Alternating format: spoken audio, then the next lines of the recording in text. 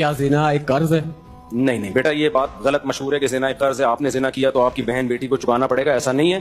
لا تزر وازرۃ وزر اخرى، کسی کی گناہ کی سزا دوسرے کو نہیں ملتی ہے، یہ بالکل غلط بات ہے.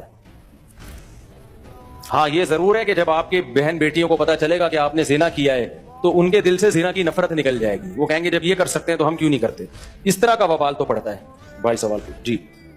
ایک سوال اور، جیسے مثال کے طور پر ایک بکری ہے میرے پاس، تو میں نے ایک منت مانی ہے کہ ایک بکری ہے میرے پاس، اللہ تعالیٰ نے اگر مجھے بیٹا دے دیا نا، ایک شادی ہو گئی کہ ایک بیٹا پیدا ہوا، تو اس بکرے کو میں ذبح کروں گا دربار کے اوپر. دربار کے اوپر. تو کسی دوست نے سمجھایا بھائی یہ ایک شرک ہے جی، یہ ایک غلط کام ہے، تو میں نے توبہ کر لی. ایک مثال دے رہا ہوں، ابھی اس بکرے کا کیا کروں؟ اس کو ذبح کر رہا ہوں اللہ کے نام پہ. وہ جو ناجائز حرام نظر ہے وہ منعقد ہی نہیں ہوتی. آپ نے بکرا ذبح کرنے کی منت مانی تھی کہ مزار پہ بکرا ذبح کروں گا، یہ منت کا لدم ہے. ویسے کوئی بکرا ذبح کرنے کی منت مان لینا، اللہ نے بیٹا دیا تو ایک بکرا ذبح کروں گا، تو بھی بکرا نہ ذبح کرے، بلکہ بکرے کی قیمت صدقہ کر دے، وہ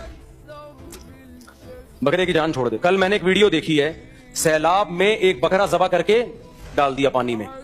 کیا جہالت ہے، حرام کاری ہے. سیلاب آیا ہوا تھا تو انہوں نے کہا دریا کی بھینٹ چڑھاؤ نا ایک بکرے کو. زمانے جاہلیت میں ایسا ہوتا تھا جیسے دریا نیل میں کرتے تھے لوگ، تو یہ جاہلیت ہے بھائی. بکرے کو ذبح کیا، وہ بیچارہ اس کو تڑپ بھی رہا ہے اور اس کو ایسے ہی تڑپتی حالت میں دریا میں ڈال دیا، تو یہ تو ظلم ہے جانور کے اوپر. تو یہ حرام ہے، ناجائز ہے، اس سے کوئی دریا وریا نہیں رکے گا، نہ دریا پہ اثر پڑے گا اس سے.